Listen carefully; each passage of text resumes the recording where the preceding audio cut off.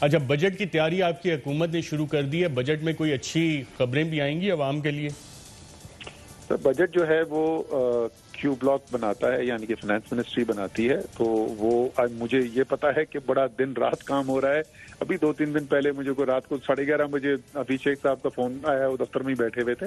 سو اس پہ کام کر رہے ہیں۔ کامرس اور انڈسٹری منسٹری جو ہے ان کا بہت انوالومنٹ ہوتا ہے، کیونکہ ٹیرف سٹرکچرز اور یہ سب ڈیوٹی وغیرہ اس کے بھی فیصلے کرنے ہوتے ہیں، سو وہ منسٹریز ہیں ڈائریکٹلی انوالوڈ۔ پلاننگ کا جو اس کے اندر ہوتا ہے، جب ایک دفعہ size of the P S D P, یعنی کہ کتنا ترقیاتی پروگرام ہوگا اگلے سال، کتنے ترقیاتی اخراجات کی جائیں گے، تو پلاننگ اس کو کوآرڈینیٹ کرتا ہے کہ کون سے منصوبے جو ہیں وہ ایکنیک کے سامنے رکھے جائیں منظوری کے لیے اگلے سال کے ترقیاتی بجٹ کے لیے۔ اس کا کچھ حجم آپ بتا سکتے ہیں ترقیاتی کاموں کے لیے آپ کے کیا پروپوزل ہوں گے؟ ابھی تک کام اس کے اوپر چل رہا ہے، وزیر اعظم اس کو ریویو کر رہے ہیں، ابھی انہوں نے فائنل فیصلہ نہیں کیا، اور بجٹ جو ہے اس کی پیش کرنے کی تاریخ اس وقت 12 جون ہے، تو میرے خیال میں عید کے فوری بعد جو ہے، عید کے جو چھٹیاں ختم ہوں گی اس کے اگلے 2-3 دن کے اندر یہ فیصلہ کر لیا جائے گا۔ اچھا منسٹر صاحب،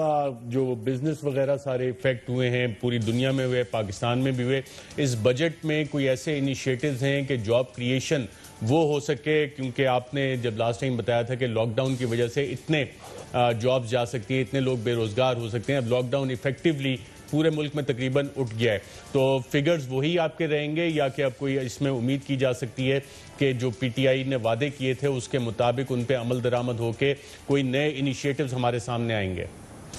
جی بالکل، جب یہ کورونا کی وجہ سے ظاہر ہے بہت بڑی تبدیلی آئی ساری مالی صورتحال کے اندر بھی، تو اس کے بعد جب یہ کام شروع کر رہے تھے ترقیاتی منصوبوں کی شارٹ لسٹنگ کا اور کوآرڈینیشن کا،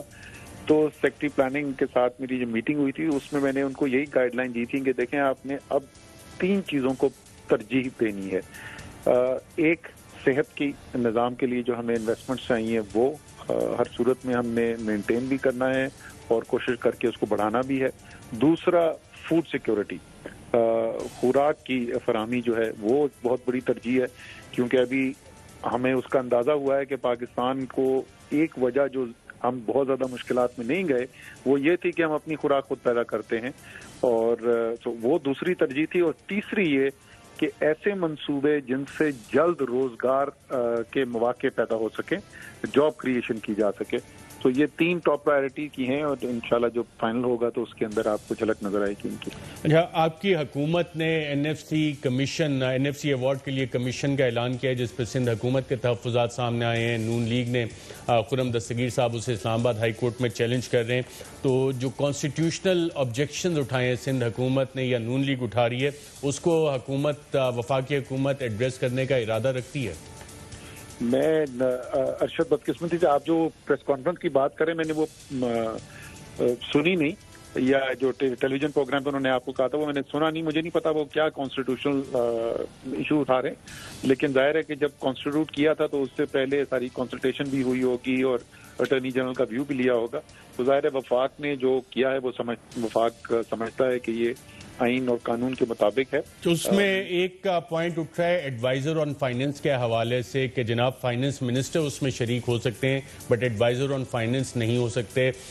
فیڈرل منسٹر فار فائننس اس وقت پرائم منسٹر عمران خان صاحب کے پاس پورٹ فولیو ہے، سندھ حکومت بھی یہی کہہ رہی ہے، پی ایم ایل این بھی یہی کہہ رہی ہے کہ جناب پرائم منسٹر عمران خان صاحب ہوں، حفیظ شیخ صاحب قابل قبول بطور ایڈوائزر نہیں ہو سکتے اور آئین میں اس کی کوئی گنجائش نہیں ہے۔ اچھا، اتنا بڑا اگر وہ جو فیصلہ ہے یہ تو ڈیفینیٹلی ریویو ہوا ہوگا اور ہمارے جو لا منسٹری ہے اور اٹارنی جنرل کے اوپینین لیے گئے ہوں گے، تو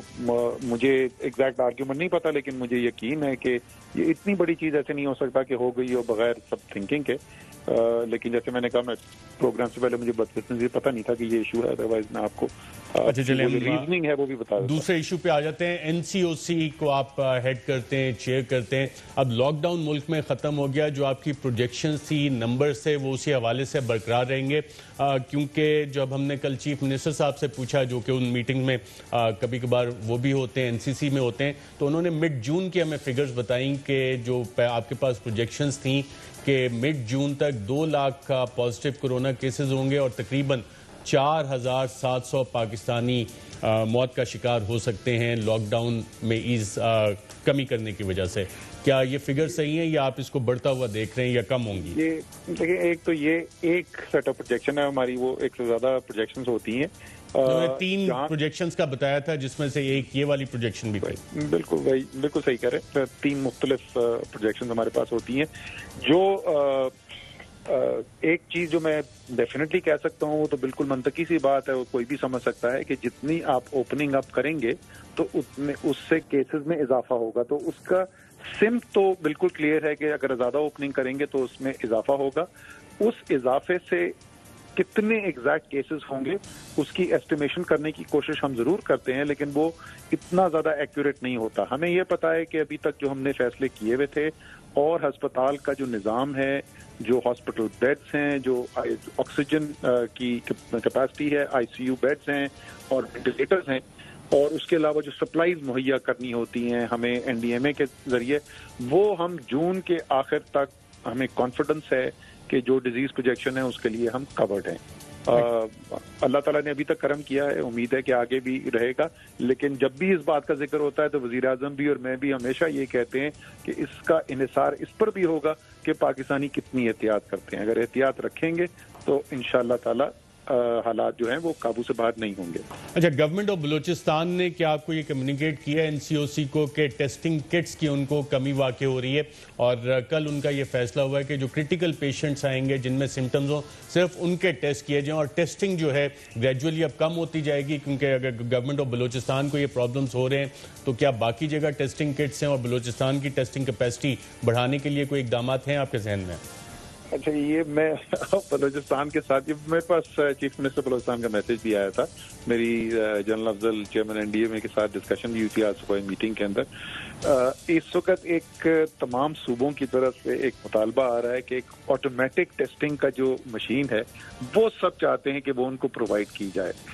جو مینول ٹیسٹنگ کی فیسلٹی ہے اس کے اندر ظاہر زیادہ محنت درکار ہوتی ہے، ذرا سا قدرے ٹائم بھی زیادہ لگاتا ہے. تو اوور آل ٹیسٹنگ کی تو اس وقت ہمارے پاس کیپیسٹی موجود ہے، اور وہ کیپیسٹی اس وقت ہم لوگ